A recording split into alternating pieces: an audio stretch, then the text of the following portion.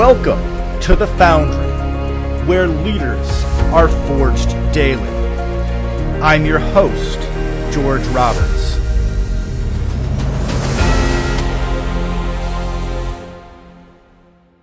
Welcome back, entrepreneurs. Today, we welcome Beau Beery, founder of Beau Beery Multifamily Advisors and best-selling author of Multifamily Investors Who Dominate.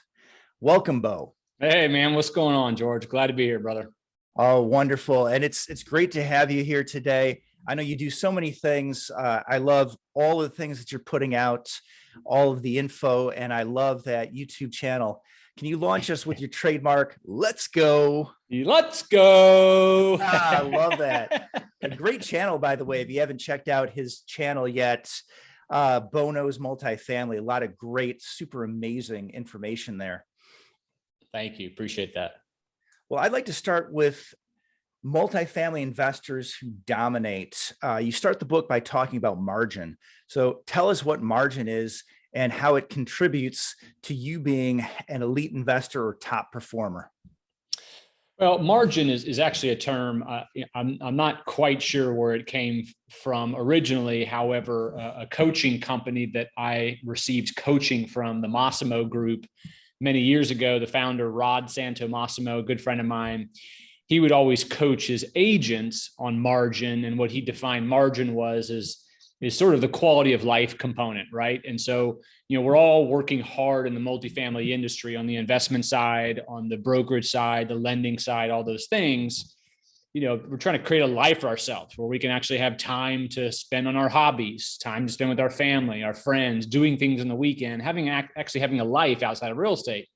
And so that's called creating margin, right? And so what I have found is that when I look at some of the best investors in the country, and I look at them just sort of as I gotten to know them personally and what their personal life looks like Monday through Friday after 6 p.m.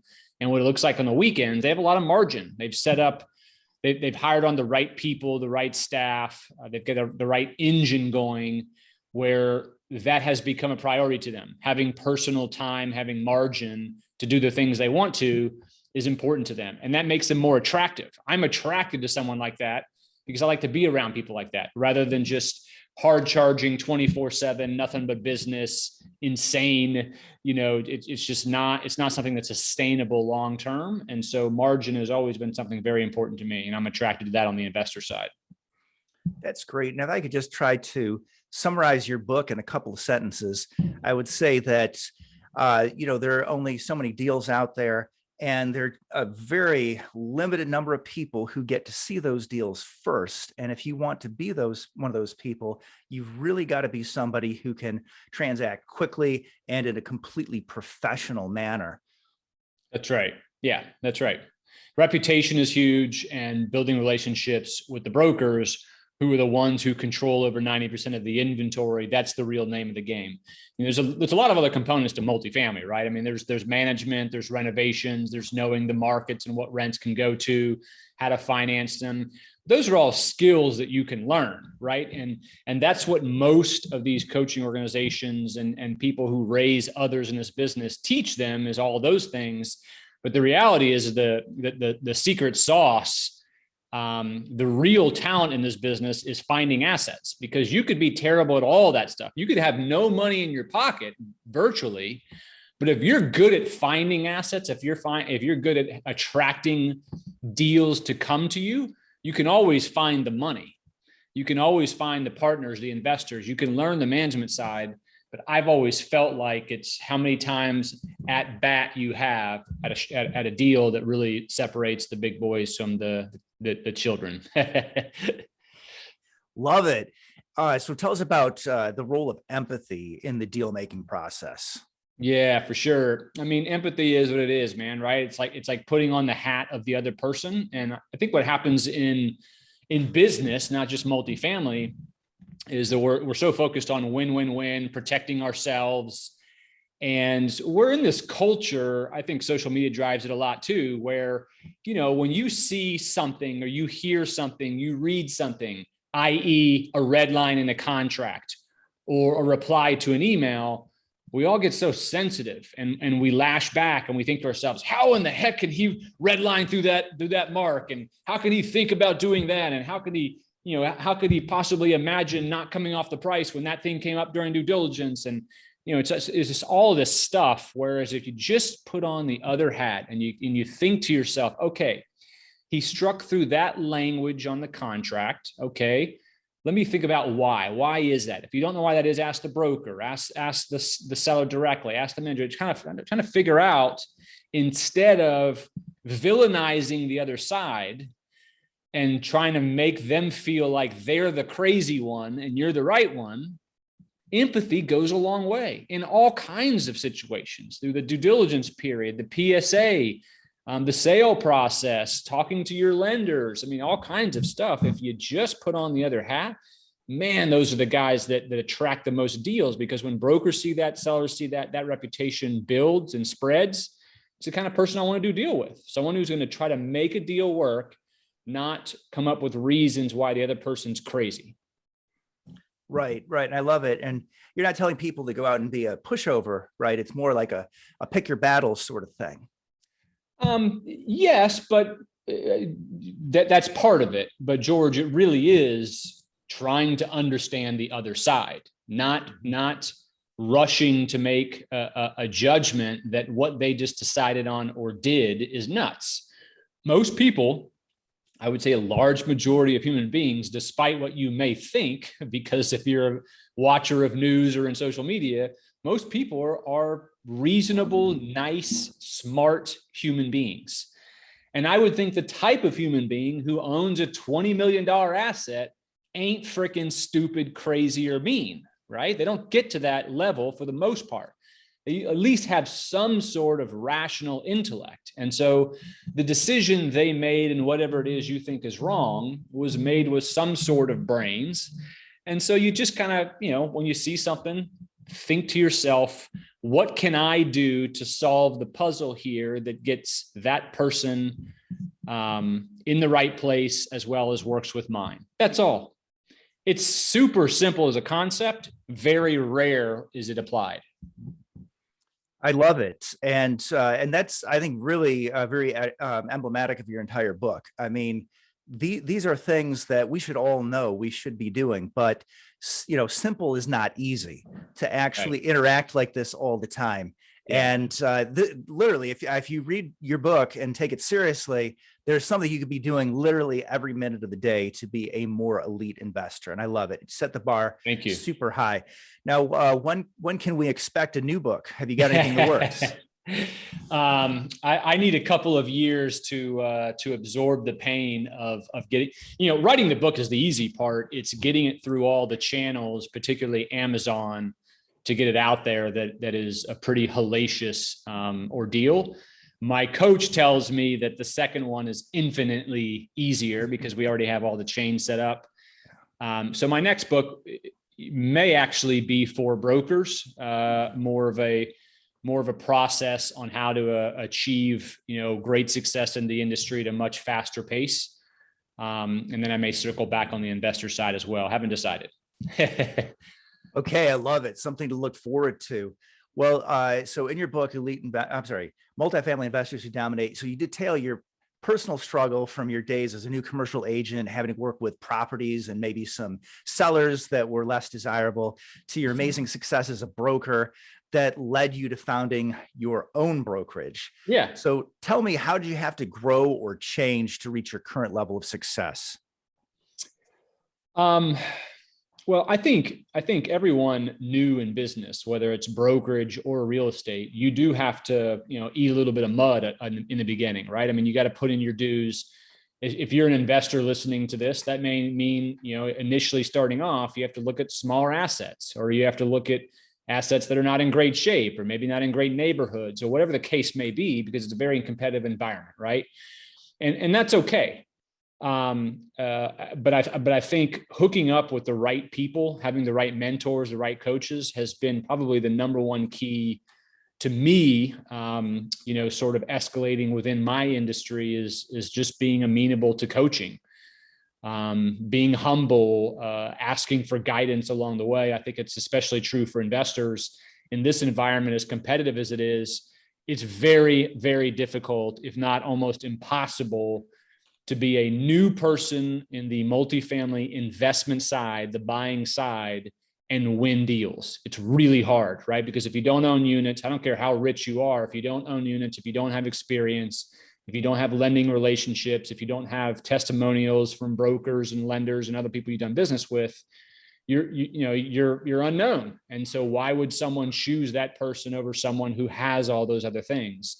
So I think a great way to come up in the business is teaming up with a mentor, literally creating an actual partnership, operating agreement, all those things, and delineating roles. And yes, you may have to give up a large portion of the first several deals, even if you found it, but it's an education. You're learning the process. Yeah, I love it. And great. Totally matches my personal story. I'm looking for things that are truly off market and having to do a lot of work and work with some people who really know how to find those deals. Yeah. And they are few and far between. And you really do have to go a long way. My most recent deal, literally 5 years in the making. Tom Kirkpatrick, my partner, got to know the property manager. And by the way, another thing I do love about your book before we move on is that, brokers are the source of over 90%. I think you said 92.3% of your book, something like that, of deals. But they're not the only source. And you point out that it's really personal relationships. So that was a case of the property manager / handyman on-site guy. That was the one to talk to for that deal. And so really the personal relationships, the reputation, that'll get you far. So yeah, it's amazing because all of these other folks that have their hands in the deal, the property managers, leasing agents, maintenance personnel, attorneys, phase one consultants, inspectors, all these people, they're all part of this overall sort of aura that you put out there. And when you're good enough and nice enough and participate in a manner in which in the business spreads among everyone watching you, those things make their rounds, right? And so for instance, it sounds like the property man or the maintenance guy was one of the main guys, but that maintenance guy probably put a good word into the seller. The seller might have called a broker. The seller might have done a deal with you directly, but all this stuff gets around, right? I mean, it's a big deal. Absolutely. Well, I could talk about your book all day. It's an amazing book. I would highly recommend it. Thank you. Let's move on to the personal part of the interview. And I'd like to ask you about time management. How you manage your own time greatly impacts your success. And I want to say that you, I believe, take time management to a form of art. I know you hire a driver for your longer trips so you can continue work. What are some of the other things that you do to make the absolute most of your time? So every bit of my day is sort of scheduled by the minute, right? I think part of being efficient is having a very strict daily schedule in everything you do. I'm very monotonous in everything I do. I wake up at 4:50 every single morning, right? And I knock out the gym part of my day. And why do I mention the gym and not business? Well, I think having good health it's a really big key component, right? It really is. And I've tried to do it at different parts of the day, during lunch, in the evenings. It just doesn't work. To me, in business, you got to knock it out first thing in the morning, or it just doesn't get done, or it's easy to not get it done, right? Then I'm coming home, I'm having my breakfast, I'm doing my shower, I'm in my office ready to make my first calls by 8:30 a.m. And what I do is from 8:30 to 10:30 a.m. every single day, Monday through Friday, that is what I call my deep work time. And Deep Work is a book. I think it was by Cal something. I can't remember what it is. The whole idea here is that you're carving out a small window of time in your day where you're doing the highest quality thing you can do in your business. For me, it's being on the phone or being in contact with my top customers, right? 79% of my transactions are done with the same people over and over again. That's for any broker. It's the 80-20 rule. And so that 2-hour window, I'm in this office, my doors are closed. My family, my dog knows you don't come in this room during that time. And I'm not looking at social media. I'm not answering a bunch of emails. I'm not answering calls unless that person it's like on fire. A deal is falling apart and there's an exclamation mark. And so my whole world is put out so that I can dedicate for just that time. And if you can do that number one thing, that's the most important thing that only you, George, can do, then it can be very, very beneficial. But many of us, we let the beeps on our computer let us know an email's coming in and we hop on it. We check social media real quick. Someone knocks at the front door, they're meeting you about something that needs to be repaired in your house. All those things, they're blocked out. And if you can imagine how productive we could all be killing it on the number one most important thing in our business for 2 hours a day, 5 days a week, right? Lunch, I'm usually trying to have lunch with someone and or my family. And then from basically 1 o'clock to 4 o'clock, I'm returning all the calls and emails that I didn't do in the morning, right? Because those pile up pretty quickly.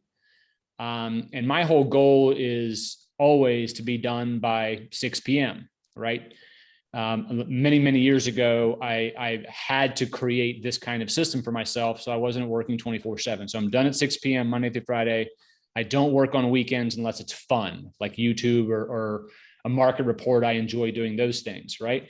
But I tell you all that because by having a strict schedule that you actually listen to forces you to be efficient in everything. So it forced me to hire an assistant a long time ago in my business, whatever it was, 10 or 15 years ago. And so that person takes care, personal assistant, does just about everything in the business and sometimes things personal, takes care of everything that I shouldn't be doing, right? I have a driver that drives me everywhere. If it's more than 45 minutes away, they take me. I have a whole desk system set up so I can make calls and emails and all those things. I farm out all kinds of stuff. So rather than hiring full-time, I only have one staff member. Everything else is farmed out. So for instance, if I'm busy and I get 3 listings in 1 week, which only happens maybe a couple times a year, that I get all of them at one time, I can only underwrite so many deals before too much time has passed and the seller's wondering where the hell it is. So I'll hire outside analytics company to underwrite a couple deals for me. I outsource some of my computer work. I have someone else sometimes who catches up on my social media stuff. So it's just really, really important to be able to put some of this into others' hands, which takes some trust. But we're all doing this to have a life, and unless you put strict parameters that forces you to become efficient, then you're going to be a slave to this business. And it doesn't matter how rich you are at that point, if you're a slave. Yeah, awesome stuff. And by the way, love the analytics that you put out. If you're transacting anywhere in Central Florida, Northern Florida, definitely need to get out to beaubeery.com. Thank you. Well, we spoke about margin at the outset. I know from your book, you love quail hunting and your love of Porsches is legendary. So what other things do you like to do to unwind? So besides the car itself, this year, I'm the vice president of the Porsche Club for this region. So we put on a lot of events, car shows, time on the track. But it's the people in that club that's a lot of fun, right? A lot of these folks are business owners. They own real estate. We have commonalities. We play the same sports. We have the same love in cars. I like to play pickleball a lot. I picked that up a number of months ago. That's a lot of fun. That's kind of become the new business person sport in addition to golf. So I play a lot of pickleball, and we go to our beach house quite a bit. We have a beach house in St. Augustine. It's nice fishing off the dock, paddle boarding, playing a little bit of football on the beach with the kids. That's fun. That's my stuff. Awesome. Yeah, well, I love to watch your videos where you take your elite investors out to launch your Porsche. Oh, yeah, yeah. Yeah, I love how the idea of being elite in your interactions, that's something that obviously goes both ways. So you really know how to take care of people. Thank you. Yeah, well, I'd like to segue that into your recommendation that elite investors practice giftology. Can you tell us one amazing or maybe outlandish gift that you've given, or maybe that you are aware of having been given in commercial real estate? Sure. I don't know if it's a personal, thing for me, but when I'm working for a customer, they're paying us a good sum of money, right, to bring them a much larger sum of money. And so I'm always very, very grateful. I know that, anytime a broker is chosen, that seller has choice in dozens of brokers, right? And some pretty damn good ones, some of them that sell a lot more than I do, right? And so when we finish a transaction that was successful together, I like to show my appreciation. And I think the same thing can be done by investors for others in their organization and others in the transaction cycle, just to show appreciation. And there's all different levels, right? But one of my favorite ones is I've done a number of transactions with one investor. This was a few years ago. We had submitted an offer to a seller. The seller had refused to pay me. It was kind of a one-off deal. He hadn't hired me to list it. It was one of these, very rare off-market offers. And the seller just wouldn't pay me. And so the buyer stepped up and paid me a very reasonable fee in order to do the transaction. It wasn't a big deal, but it was awesome that he had my back. So we closed on the deal. He's a huge Michigan Wolverines fan. He's from Michigan. He's just truly an elite investor, phenomenal guy to work with. And so he lived in a neighborhood that I happen to know has a lot of stuff that he does close by. Like there was some sports stuff across the street. His son went to school right down the road. He had friends in the same neighborhood. And I thought, hey, it would be really cool if he had a way to just, instead of having to get in a car and go these places, he had a little motor scooter.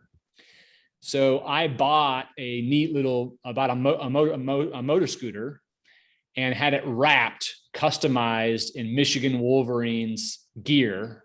Yeah. And it was a sick ride.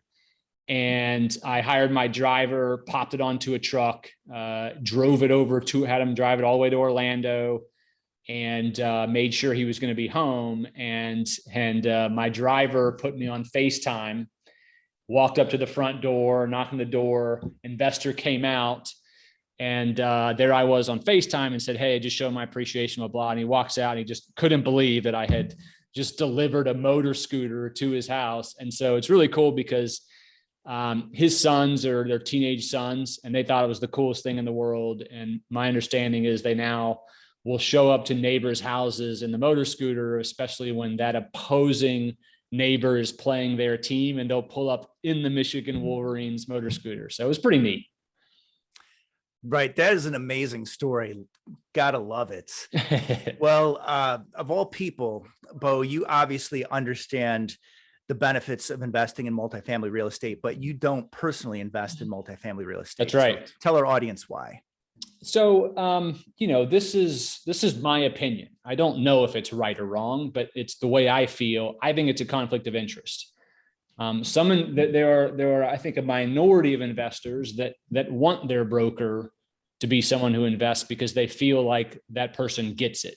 To me, I don't know how you can do it without it being a conflict of interest. Here's several examples. If someone calls me to sell their asset and I try to buy it, if I don't offer them the highest price, which I probably won't, right? To think that Beau Beery is going to pay a price higher than tens of thousands of other investors I can take it to it's not right. It's wrong. But if I don't buy it, is that seller going to list with me? Of course not. If I don't believe in the price he wants, why would he hire me to sell it? So I have to be willing to give up a six-figure fee to me and my family for the minute chance of bringing him the price he wants, right? I can't invest in syndications because then the syndications will expect me to bring them everything first or expect special treatment. I also can't look my seller in the eye if I'm invested in some syndication that's bidding on the deal, right? So any avenue you bring me, I'll tell you how it's going to be hot water. And I just don't want to be involved in that. And frankly, if something's good, I think it's a conflict of interest to try to buy it when you have literally hundreds of customers who want to buy something that has a good return or is a good asset. And a lot of buyers and sellers I know, they track who's buying and who's selling. They look up on property appraisal websites and CoStar and Reese who the buyers and sellers were. And if they see Beau Beery pop up 2-3 times, I'm now competition. Are they going to hire me to sell their assets? I don't think so. Yeah, I love it. All about reputation and integrity. Right. Great story. So let's move on to the leadership portion of the interview. Tell us, what is the number one lesson you have learned in leadership? Number one lesson, man. Geez. I mean, it sounds boring. I think it's empathy and being humble. It really is. I think if you had no other trait as a leader, to be able to think how the other side thinks, to think how those in your organization, those who work for you, those who follow you, those who invest with you in your syndication, when they feel like you understand them and hear them, that's all you need, brother. That goes a long way. I love that. What is the best advice that you would give somebody seeking their first deal? We already said it, man. You got to hook up with a mentor. There's no other ifs, ands, or buts about it. I can go into, small things about putting together a bio package, lining up 3 debt sources, getting your equity in the bank, getting your, go ahead and informing the entities, not waiting to do it, creating the operating agreements, putting together letters, and there's all kinds of stuff, right? Those are all the little things. But if there was one most important thing, is you could do all that other stuff right, and you don't have a snowball's chance in hell if you aren't teamed up with the right group. I love it. So is there any bad advice that you hear going around, or maybe there's some pitfall that you'd like to help investors avoid? Yeah, I would say social media has created this atmosphere, and I mentioned this a little bit in my book, where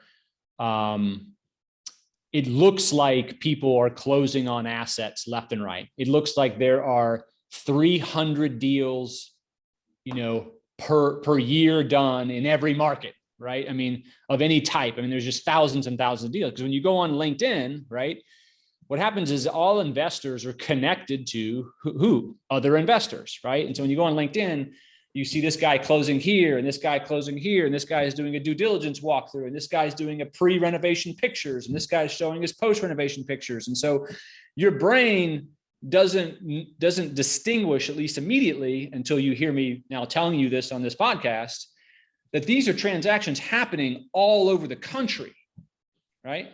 But in any one market that a person invests in, there are very, very few transactions happening. As a matter of fact, in the entire northern half of Florida, okay, not including Orlando and Tampa, but that's mostly where I transact: Gainesville, Ocala, Daytona, New Smyrna, Ormond, Jacksonville, St. Augustine, Tallahassee, Lake City, DeLand, Deltona. All these places combined, there's only about 130 to 140 deals a year done over 10 units. That's student, affordable, market rate, all that. 130, 140. That's like 12 transactions a month, right? Now, the reality is that of the deals that actually match what you, George, or any other investor, I have found that for the northern half of Florida, there's only 1 to 2 deals a month that actually match something you could ever have a shot at, right? So my biggest thing is, you need to cover a large enough geography and be able to master the geography in order to buy the right number of units. Let me make sure you understand that. So it's not just, hey, I'm going to cover the entire Southeastern United States. Well, if it's just 3 of you, there's no way you're going to master every market and every sub-market in the entire Southeastern United States. It's not going to happen, right? So you're going to be mildly good at a bunch of different markets, and that ain't good enough. You have to be rock solid, unbelievable Mensa type of stats on every market you cover. So if your brain or your brain capacity or your partnership capacity can only handle 6 markets, that's what you need to concentrate on. But you've got to cover enough in order to, when you calculate probabilities of winning those few deals that happen in all those markets combined, is as high as possible. Yeah, I love it. Focus, focus, focus. Now, you've been in commercial real estate since 1999. You've seen market cycles come and go. What would you specifically advise newer investors that haven't gone full cycle and haven't been through multiple market cycles? What I like about where we are now is, yes, every year it seems like it's the height of the market.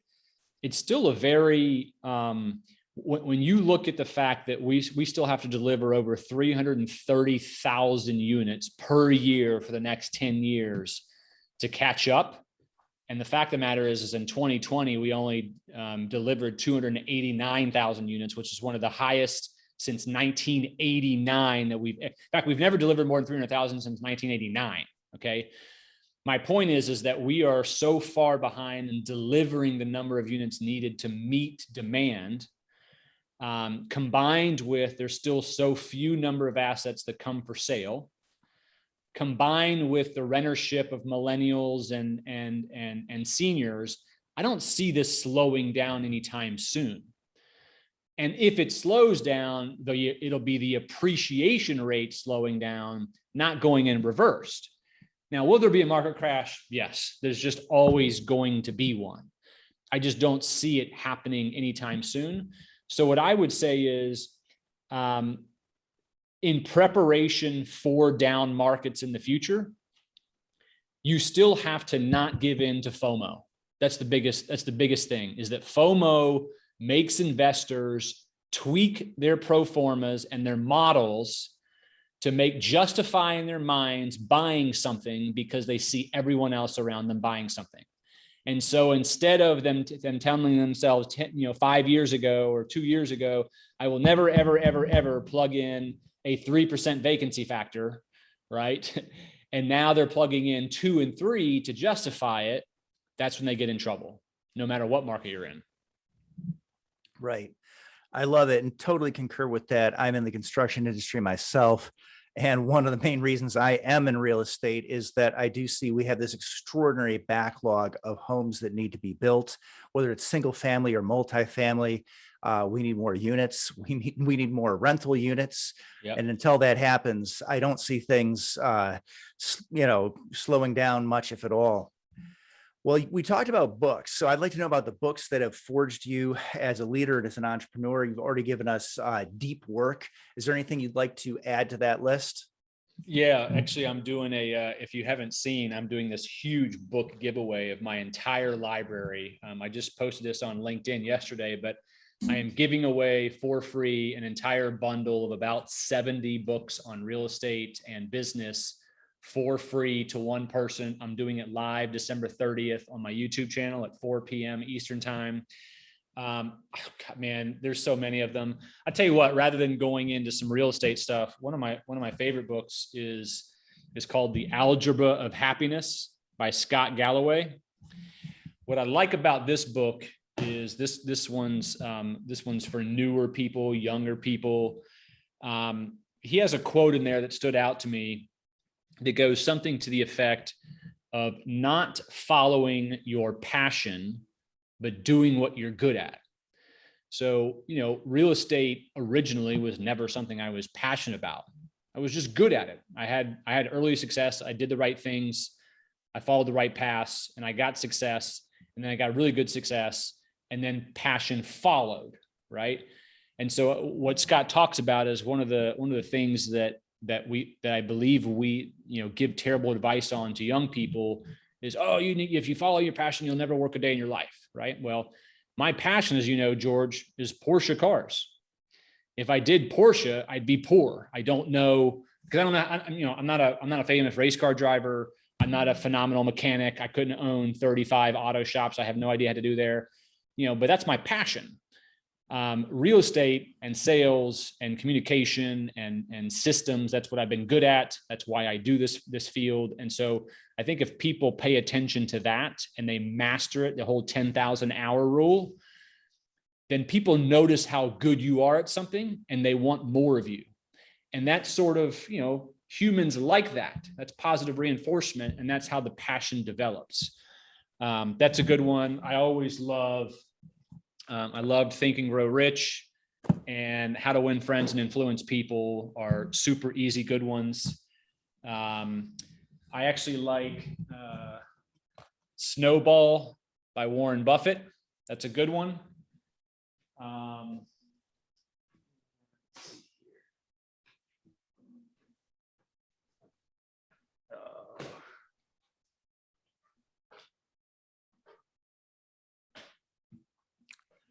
Yeah, I love it. I ask most people, I get 1 or 2 answers. Yeah. You got 70. No, what's the other one? Was what's the guy who was a triathlete, he's black guy, really Yeah, good are shape. you thinking about David Goggins? Boom. That was one of my favorite books. Yeah, which one? You Can't Hurt Me or You Can't Hurt Me? Yeah, Awesome. love it. Yeah, Goggins is amazing. Yeah. I love it. Yeah. Yeah, I get asked about him too often. I'm not going to share my favorite David Goggins stories. You have to listen to the prior episodes. But yeah, he's an amazing guy. Well, how about this? What is your next big step for your current enterprise, Beau Beery Multifamily Advisors? Oh man, I'm a small shop. My whole thing is I want to continue to deliver the most value I possibly can within a finite number of transactions. My goal has never been to do more deals. It is to do good size, bigger deals, more importantly, with my favorite people. Continuing to hone my skill on creating value for investors that people have never seen before. I want to do the types of things for them that propels their business to a level they never even thought possible for themselves, but never thought that they would ever get from a broker. That's what really drives me. That's what makes it fun for me, really. I have a couple of other things in mind to create an online membership program to help newer investors grow faster. Don't know how that looks yet. I'm working with some coaches, whether it's going to be a finite course that you buy or something more robust. But I think a lot of that's missing, especially from a broker standpoint. I think a lot of newer guys are guided in a manner in which is 6 levels ahead of where they need to start. Awesome. And one of the greatest things about being an entrepreneur is you get to literally help people. You get to see things grow. Can you send us out with a heartwarming story from your entrepreneurial journey? Yeah. I did a transaction. This was earlier in the year. It was one of my favorite ones. There was an asset here in Gainesville. It was a 12-story vacant apartment complex tower. That is an asset that literally for 20 years, I have coveted. I just love this asset. It's right on a lake. It's the tallest building in Gainesville. It was built in the 1960s by the family who hired me to sell it. They had it in the family since development. The father had died, left it behind. The daughter, who's a brilliant woman that runs a several $100 million corporation, mostly on the retail side. This was a prized possession to them, not just because of the value of it, but because it was emotional piece. And she had over a number of years thought about selling and then not thought about selling. And so she finally hired me. She entrusted me in front of dozens of other brokers that she could have hired. And we did a bang up job for her. And I made apparent to all of the bidders that something very important would be to do something to commemorate the man who built that project. And so we sold the asset for a good bit above broker guidance. They closed on it. They're going to be doing some sort of either framing or statue or something at the project. They're going to really reinvigorate this asset to its former glory. They're going to add more units onto the site. So she's been very, very happy with the whole process. That makes me really, really happy. And I got to sell something that it was literally my number one asset I've always wanted to sell. Not because it was the biggest, it was just the coolest property with an even cooler family. I love it. And I believe that statue is going to honor the initial developer. So there's right. A legacy that goes along with that story. Absolutely beautiful. I want to thank you warmly, Beau, for coming on our show and sharing your wisdom. I love your book, and I just want to say that feel free to continue to refer to your elite investor. Feel free to continue to codename them George in your future books. I like that. I like that. Thanks for having me on, man. I really appreciate it. All right. Thank you so much.